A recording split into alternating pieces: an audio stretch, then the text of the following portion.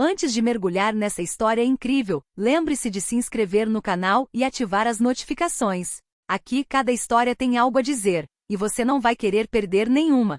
Naquela noite a chuva caía em finas faixas sobre Charleston, transformando as ruas em espelhos escuros. Em uma viatura, o policial James Whitman, um policial branco conhecido por sua rigidez e intolerância a erros, segurava o volante com nervosismo. Seu olhar percorria cada passageiro, cada veículo, como se a menor imperfeição justificasse uma prisão imediata. Ao virar uma esquina numa rua deserta, ele avistou uma limusine preta com vidros fumê, estacionada perto de um café fechado. O motorista, um homem de meia-idade num terno impecável, saiu para abrir a porta traseira. Whitman, certo de que reconheceu uma figura familiar nas sombras, imediatamente confundiu o homem com o governador Marcus Holloway, um líder carismático na comunidade negra. Sem hesitar, Whitman saiu do carro, arma em punho, e exigiu que o homem levantasse as mãos. Os transeuntes que haviam parado no local ficaram paralisados com a cena, um policial ameaçando um cidadão com o rosto descoberto no meio da noite. "Você está preso", gritou Whitman com a voz trêmula de tensão. O homem ergueu as mãos lentamente e com calma. "Acho que houve um engano policial. Sou o capitão David Reynolds, não o governador." Mas Whitman não o ouviu. Seu medo e seus preconceitos o dominaram. Enquanto avançava para algemar Reynolds, uma série de eventos inesperados ocorreu. O telefone de Reynolds vibrou. A tela exibia uma mensagem do próprio governador, pedindo ao capitão Reynolds que não comparecesse a uma certa reunião política, e naquele exato momento, um carro blindado apareceu na rua, e o verdadeiro governador, cercado por sua equipe de segurança, saiu para intervir. Whitman ficou paralisado. Seus olhos percorreram a cena incrédulos. Ele quase prendera o capitão da segurança pessoal do governador, e acabará de provocar um confronto que poderia lhe custar a carreira, ou pior. O pesado silêncio foi quebrado por um simples olhar do governador Holloway, que com calma autoridade disse: "Agente Whitman, você acaba de cometer um grave erro, mas o que acontecerá agora depende da sua escolha." Naquele breve instante, Whitman compreendeu que a situação não estava mais sob seu controle e que cada decisão dali em diante poderia desencadear consequências inimagináveis para ele, para o capitão Reynolds e para toda a cidade. A chuva continuava a cair sobre Charleston, mas agora cada gota parecia carregar um peso insuportável de tensão. O agente James Whitman permaneceu paralisado diante do capitão David Reynolds, gradualmente percebendo a magnitude de seu erro. Frio e medo se misturavam em sua mente. Prender o capitão da segurança do governador era muito mais do que um simples mal-entendido, era um desastre político e pessoal. Reynolds, calmo e metódico, observou Whitman com uma mistura de decepção e firmeza. "Oficial Whitman, o senhor precisa entender que seu comportamento pode colocar em risco não apenas sua carreira, mas também a segurança desta cidade." Whitman sentiu o rosto queimar de vergonha. Seu maxilar tremia e seu dedo permanecia cerrado no gatilho da arma, como se quisesse se punir por ter agido de forma tão impulsiva. Os transeuntes curiosos, mas cautelosos, mantinham distância, alguns filmando a cena com seus celulares. A situação corria o risco de viralizar em minutos. De repente, o celular de Whitman vibrou em seu bolso. Era uma mensagem do chefe de polícia, conhecido por sua postura intransigente. "Whitman, reporte-se imediatamente. A situação com o capitão Reynolds foi relatada. Prepare-se para responder por seus atos." Um arrepio percorreu a espinha de Whitman. Ele compreendeu que acabará de cruzar uma linha invisível. Ao finalmente abaixar a arma, uma figura familiar se aproximou, o verdadeiro governador Marcus Holloway, acompanhado por seus guardas. Com o rosto marcado por surpresa e raiva. "Agente Whitman", disse Holloway com voz calma, mas autoritária, "você quase criou um incidente diplomático em nossa própria cidade. Explique-se." Whitman gaguejou, sem conseguir encontrar as palavras. Medo e vergonha se misturavam em sua garganta. Ele sabia que nenhum pedido de desculpa seria suficiente para desfazer o que havia feito. Mas Reynolds, intervindo, colocou uma mão firme no ombro do governador. "Marcus, isso não foi intencional. Whitman agiu por engano. Mas agora precisamos controlar a situação antes que a mídia e as redes sociais se apropriem da história." Whitman sentiu uma estranha mistura de alívio e terror. Ele não era mais apenas um policial fazendo seu trabalho. Agora estava no centro de um potencial escândalo que poderia destruí-lo. Enquanto as luzes da cidade refletiam no asfalto molhado, Whitman compreendeu uma coisa com clareza arrepiante. O verdadeiro calvário mal havia começado. Na manhã seguinte, Charleston parecia calma. Mas sob essa aparente tranquilidade, uma tempestade invisível se formava. O incidente do dia anterior havia sido filmado por vários transeuntes e compartilhado online, desencadeando imediatamente uma onda de comentários furiosos. Alguns defenderam Whitman, enquanto outros denunciaram a arrogância e o racismo implícito de suas ações. A imprensa local já havia começado a publicar manchetes. Policial prende por engano o capitão de segurança do governador. Whitman, sentado no escritório frio do chefe de polícia, sentia a pressão aumentar. O chefe, um homem de semblante severo, porém justo, observava-o em silêncio. Cada movimento do policial denunciava sua ansiedade. James, começou o chefe, você entende que o que fez não pode ficar impune. Mas isso não é apenas uma questão de disciplina interna. Autoridades eleitas, a mídia e a comunidade esperam explicações. Whitman baixou a cabeça, incapaz de falar. Sabia que nenhuma palavra poderia apagar a humilhação pública ou perigo a que acabará de expor o governador. Enquanto isso, o capitão Reynolds já estava reunido com o governador Holloway e seus assessores. Marcus Holloway estava furioso, mas sua raiva era atenuada pelo desejo de proteger a cidade e evitar uma crise desnecessária. Este policial agiu sem pensar, mas nós devemos agir com inteligência, disse Holloway. Usaremos este incidente para mostrar que até mesmo os policiais mais experientes devem respeitar as regras e a dignidade de cada cidadão. Reynolds assentiu com a cabeça, mas uma preocupação persistia. Ele conhecia Whitman, impulsivo, esquentado, mas às vezes capaz de ações imprevisíveis que poderiam complicar tudo. Na delegacia, Whitman recebeu uma ordem inesperada. Ele tinha que registrar um boletim de ocorrência completo sobre o incidente, mas também participar de uma reunião pública de mediação para pedir desculpas à comunidade. A ideia de estar sob os holofotes das câmeras e olhares furiosos o fez suar frio. Ao sair da sala do chefe, Whitman sentiu um grande peso nos ombros.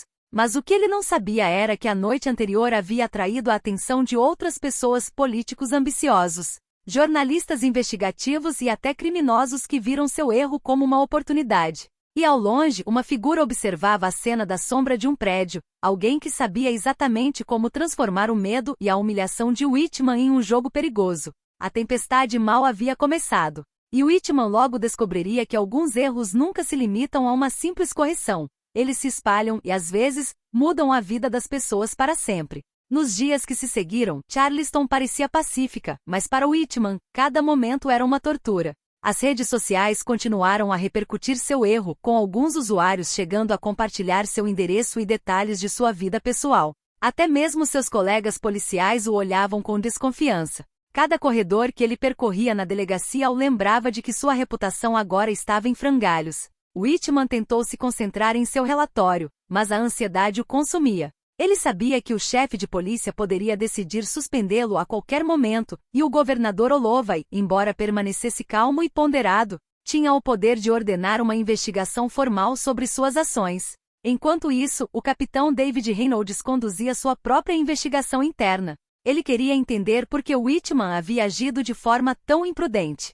Suas investigações revelaram algo inesperado. No dia anterior ao incidente, Whitman havia recebido diversas mensagens anônimas lembrando-o de monitorar pessoas influentes. Reynolds franziu a testa. Alguém poderia ter manipulado Whitman para causar esse incidente. Naquela noite, enquanto Whitman caminhava para casa, sentiu uma presença atrás de si. A chuva ainda caía e os postes de luz projetavam sombras sinistras na calçada. Ele se virou e viu uma figura encapuzada desaparecendo em um beco. Um bilhete caiu a seus pés. Você derrubou a primeira peça de dominó. A próxima será fatal. O medo o paralisou.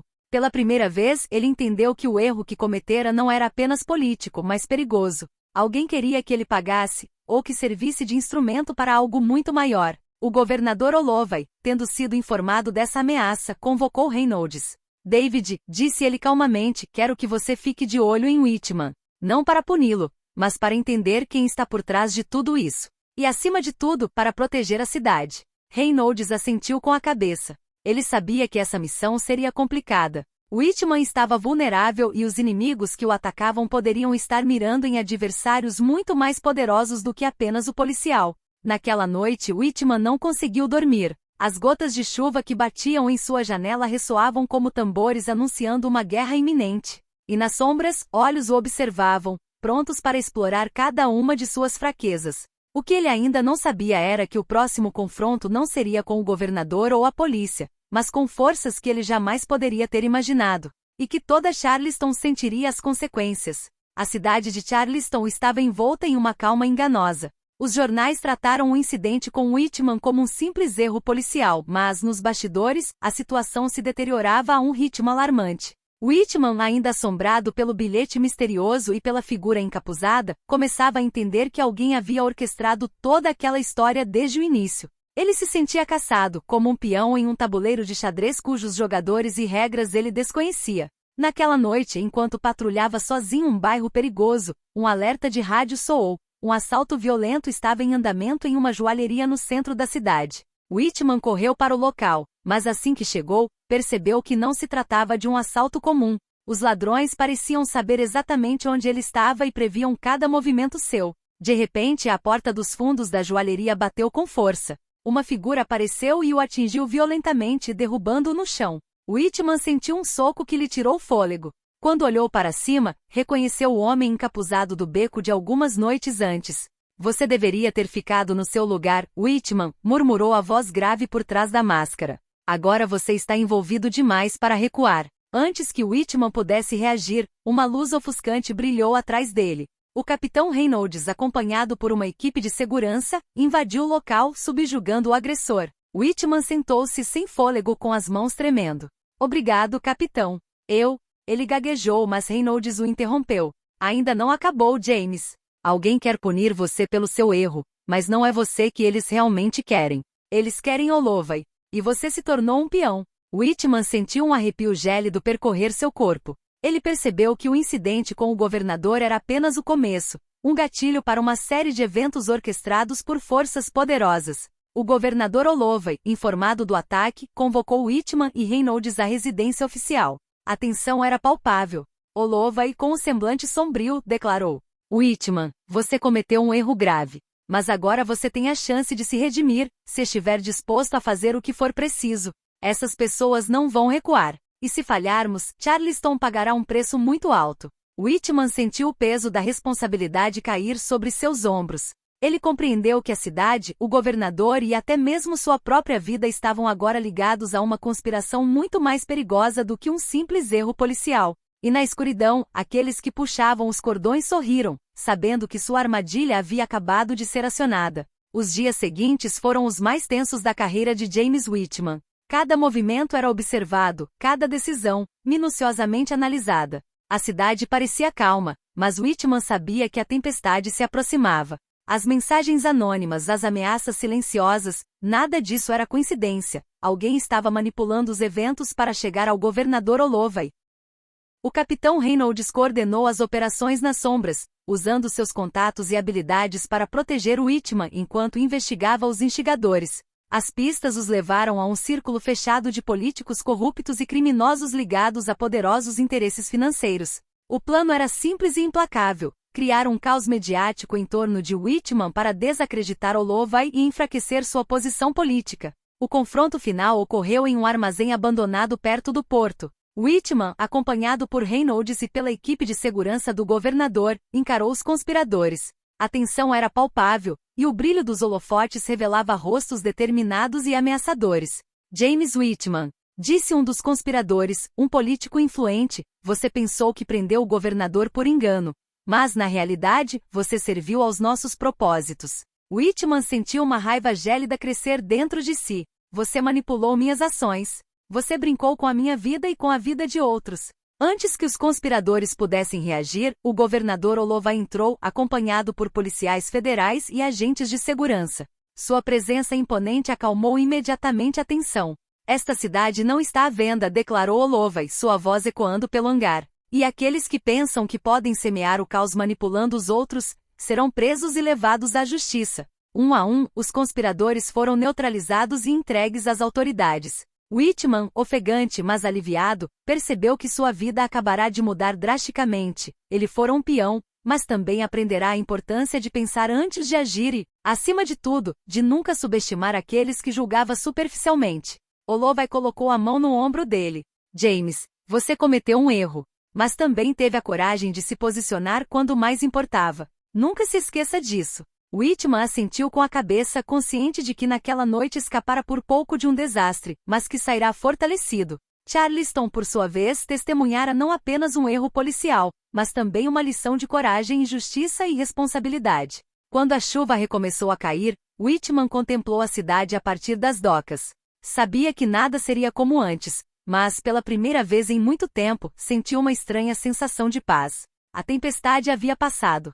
Os erros haviam sido confrontados e a verdade prevalecera.